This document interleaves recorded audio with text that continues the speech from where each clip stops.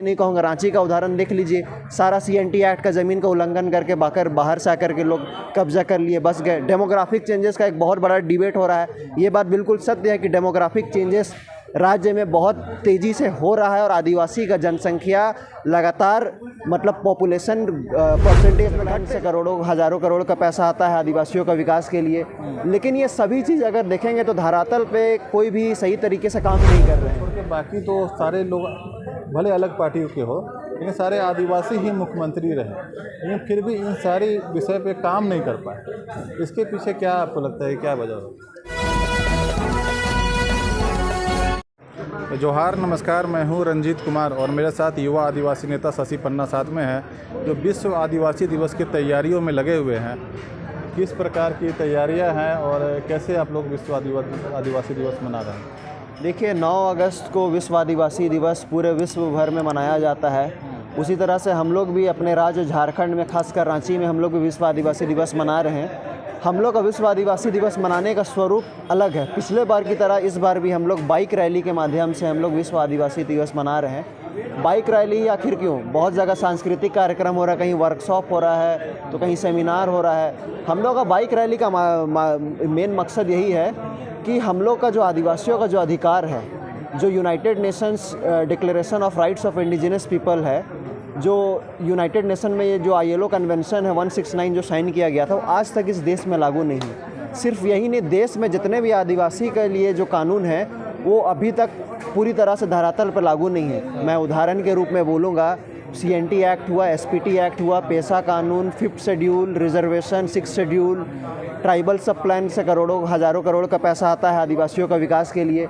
लेकिन ये सभी चीज़ अगर देखेंगे तो धरातल पे कोई भी सही तरीके से काम नहीं कर रहे हैं और एक तरह से जितना भी कानून है वो एक कागज़ की टुकड़ा की तरह रह गया है। तो हम लोग का जो अधिकार है लगातार छीना जा रहा है, जो हम लोग को संवैधानिक रूप से मिला है वो भी। और दूसरा चीज़ है कि जो हमारा जल जंगल ज़मीन की बात करते हैं, जो यूनाइटेड नेशंस भी बात करते हैं, हमारी सरकार भी बात करती है, केंद्र हो या राज्य सरकार, तो हमारा जल जंगल ज़मीन भी आज आदिवासियों को सुरक्षित नहीं है। आज आए दिन देखिएगा कि आदिवासी का ज़मीन लूटा जा रहा है, CNT एक्ट होते हुए भी, जबकि CNT एक्ट कहता है कि आदिवासी का ज़मीन गैर आदिवासी नहीं ले सकता है। लेकिन आज देखिए क्या हालत है रांची का। मैं दूर जाने नहीं कहूँगा, रांची का उदाहरण देख लीजिए। सारा CNT एक्ट का ज़मीन का उल्लंघन करके बाहर से आकर के लोग कब्जा कर लिए, बस गए। डेमोग्राफिक चेंजेस का एक बहुत बड़ा डिबेट हो रहा है। ये बात बिल्कुल सत्य है कि डेमोग्राफिक चेंजेस राज्य में बहुत तेज़ी से हो रहा है और आदिवासी का जनसंख्या लगातार मतलब पॉपुलेशन परसेंटेज में घटते जा रहा है। हमारा जनसंख्या नंबर में तो बढ़ रहा है, लेकिन जब पॉपुलेशन रेशियो का हम बात करेंगे तो हम लोग का परसेंटेज में घटते जा रहा है। तो ये दुर्भाग्य वाली बात है, जिसके लिए राज्य का गठन हुआ, जो वही एक आउटनंबर होते जा रहे हैं। तो ये सारा मुद्दा को लेकर के अब हम आदिवासी समाज अब सड़क पे संघर्ष करेंगे। सड़क पे बाइक रैली के माध्यम से हम अपना शक्ति प्रदर्शन करेंगे और हम जागरूक करेंगे कि आदिवासी तो ये जागरूकता रैली होगा आदिवासी समाज के बीच में, या सरकार पे दबाव इसके द्वारा बनाया जाएगा? क्या इसका पर्पस है? देखिए, शक्ति प्रदर्शन भी बोल सकते हैं और इसे जागरूकता एक तरह से आदिवासी समाज और राज्य में जागरूकता अभियान भी ले सकते हैं।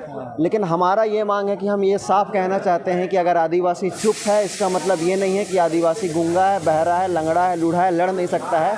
हम लड़ेंगे, सड़क पे उतरेंगे, अपना हक अधिकार और छीन के लेंगे। ये जिन मुद्दों की तरफ आप ये बात कर रहे हैं, ये सर्वविदित है और लगभग इन्हीं मुद्दों के आधार पे हमेशा झारखंड में चुनाव भी होते रहा है और सरकारें जो आती जाती भी रही है। और देखा भी जाएगा, जैसे 24 साल का झारखंड हुआ तो रघुवर दास को छोड़ के बाकी तो सारे लोग भले अलग पार्टियों के हो, लेकिन सारे आदिवासी ही मुख्यमंत्री रहे, लेकिन फिर भी इन सारी विषय पे काम नहीं कर पाए। इसके पीछे क्या आपको लगता है, क्या वजह हो? देखिए, दुर्भाग्य की बात है, झारखंड में जो आप बोलते हैं आदिवासी के नाम पे आदिवासी बहुल राज्य का गठन किया गया, आदिवासी का विकास के लिए आदिवासी का उस उद्देश्य से गठन किया गया। मुझे नहीं लगता है कि वो उद्देश्य आज पूरा हुआ। आज आदिवासी का हाल वही है जो पहले था, हादसे पे, बल्कि धीरे धीरे हादसे पर चला जा रहा है। बल्कि मुख्यमंत्री आदिवासी, यहाँ पर कार्मिक विभाग का सचिव आदिवासी, यहाँ तक कि कुछ दिन पहले तक राज्यपाल भी आदिवासी थी, अभी राष्ट्रपति बन गई हैं, वो भी आदिवासी है। उसके बाद भी आज आदिवासी का हालत बद से बदतर होते जा रहा है। अब मैं एक और उदाहरण देना चाहता हूँ कि ये संयोग है या प्रयोग है पता नहीं, लेकिन जब इस देश में इस देश का राष्ट्रपति एक सिख था, तो सिख के खिलाफ सबसे ज़्यादा अत्याचार होता है, सिख के खिलाफ दंगा होता है। जब इस देश का राष्ट्रपति एक दलित बनता है तो सबसे ज़्यादा दलित के ऊपर शोषण और अत्याचार और उनके ऊपर हमला होता है। और जब इस देश का राष्ट्रपति आज एक आदिवासी है तो आज सबसे ज़्यादा शोषण और अत्याचार आदिवासी के हो रहा है। मैं सिर्फ राज्य झारखंड की नहीं बात कर रहा हूँ, मैं वृहद स्तर पे पूरे देश का बात कर रहा हूँ। मणिपुर की घटना देख लीजिए, मध्य प्रदेश में देखिए किस तरह से पेशाब किया जा रहा है आदिवासी का मुंह पे। छत्तीसगढ़ में हासदेव की घटना देख लीजिए, हज़ारों एकड़ लाखों एकड़ ज़मीन पे जो हम लोग का जंगल है उसको काटा जा रहा है। तो ये पूरी तरह से चौतरफा हमला हो रहा है। इसे आप संयोग कहिए या प्रयोग कहिए, ठीक है, लेकिन ये दुर्भाग्य बात है और ये सच्चाई बात है कि आज सरकार भले नाम के लिए सरकार है, लेकिन सरकार में डेमोक्रेसी में ब्यूरोक्रेसी बहुत ज़्यादा हावी है। जो ब्यूरोक्रेसी जो बाहर से लोग आए हुए हैं वो जैसा चाह रहे हैं वैसा सरकार कोई भी चुनी हुई जनप्रतिनिधि आ रहे उसको नचा रहे हैं। तो ये दुर्भाग्य की बात है। ऐसे ब्यूरोक्रेट्स के ऊपर कंट्रोल बहुत ज़्यादा झारखंड में ज़रूरी है। आज आप कांके का अंचल अधिकारी के बारे में आप देख लीजिए किस तरह से ज़मीन का हेरफेर कर रहे थे। बड़गाई अंचल का देख लीजिए, रांची शहर अंचल में देख लीजिए, सभी जगह मूलतः देखेंगे जितना भी अधिकारी और टॉप ब्यूरोक्रेसी में भी डीसी हो, एसएसपी हो, आज कानून व्यवस्था क्या है। कल ही का आप न्यूज़ देखे हो, कांके रोड में एक आदिवासी दरोगा का हत्या कर दिया जाता है। इससे पहले नेतरहाट घाटी में एक सिपाही का हत्या किया, 5 गोली मारा गया। तो ये इस तरह का घटना बहुत ही दुर्भाग्य है। मुझे लगता है कि यहाँ ब्यूरोक्रेसी पूरी तरह से झारखंड में स्टेट में फेलियर है।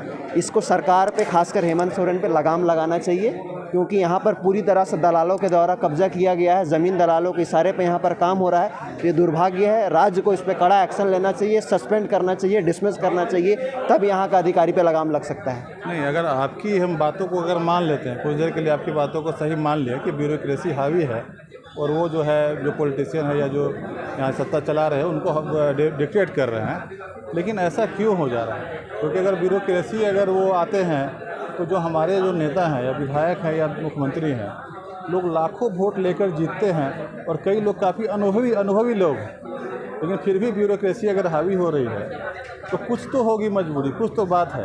क्यों हावी होगी? देखिए यहाँ के नेताओं में, यहाँ के जनप्रतिनिधियों में इच्छा शक्ति की कमी है, पहली बात। दूसरी बात है, बहुत सारे वोट तो आप बोल सकते हैं कि हज़ारों वोट से, लाखों वोट से जीत तो रहे हैं, लेकिन अगर आप देखेंगे कानूनी रूप से कितना समझ है यहाँ का विधायक लोग पे। आज हम 9 अगस्त आदिवासी दिवस की बात करते हैं, 28 सीट है रिजर्व्ड आदिवासी के लिए। 1-2 को छोड़ करके कितना लोग आदिवासी के बारे में सदन में आवाज़ उठाए। अभी हाल फिलहाल में ही मानसून सत्र चल रहा था। मुझे लगता है एकदम नहीं के बराबर है। मुझे लगता है 1-2 में अगर हम उंगली में गिनती करेंगे तो शिल्पी नेहा और कुछ लोग के द्वारा ही आदिवासी अधिकार के बारे में, आदिवासी का मुद्दा को प्रमुखता से रखा जाता है। अन्यथा बाकी सभी द्वारा, किसी भी द्वारा आदिवासी या राज्य के हित में किसी भी तरह का मुद्दा को सही तरह से नहीं रखा।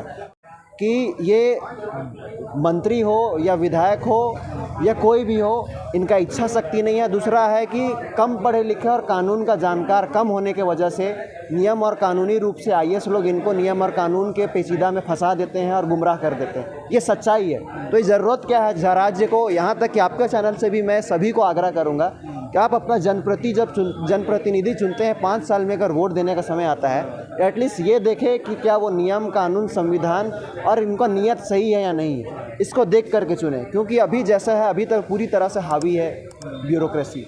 तो हमारा ये दायित्व बनता है कि जब हमको अभी चुनाव पहुंचने वाला है, वोट की ताकत है, आप वोट में ऐसे लोग को चुन के भेजें जो कि ये ब्यूरोक्रेट्स लोग से लड़ सके और अपना हित में कानून बनवा सके। तो राजनीतिक दलों का जो है सिंबल पर ना जाए और बल्कि योग्य लोग का चुनाव हो, कहीं ना कहीं उसमें गलती हो जा रही है। देखिए, राजनीति ऐसा है कि अंकगणित, आंकड़ा और समीकरण का खेल है। आप निर्दलीय उम्मीदवार को देखिएगा, ऐसे हज़ारों निर्दलीय उम्मीदवार उतरते हैं मैदान पे, लेकिन कितना सक्सेस होते हैं? मुश्किल से 1-2 लोग सक्सेस होते हैं। ये और 1-2 में आप सरकार बना नहीं सकते। तो मेरे जो एग्जिस्टिंग पॉलिटिकल पार्टी है उनसे भी आग्रह है कि आप ऐसे लोगों को चिन्हित करें जो समाज के लिए लड़ते हैं, जो नियम, कानून और संविधान रूप से जानकार हैं। ऐसे लोगों को आप चुनें ताकि देश का जो किस तरह से देश का विकास हो सके, सब तरीके से सामाजिक, आर्थिक, राजनीतिक और शैक्षणिक रूप से विकास हो, नीति निर्धारण में अपना सहयोग कर सके। ऐसे लोग आप टिकट दे करके आगे भेजें। क्योंकि आप ठेपा छाप लोग को दीजिएगा, यस मैन लोग को दीजिएगा, तो राज्य का कभी बेहतरी नहीं हो सकता है। ठीक है, बात करने के लिए बहुत बहुत धन्यवाद आपका।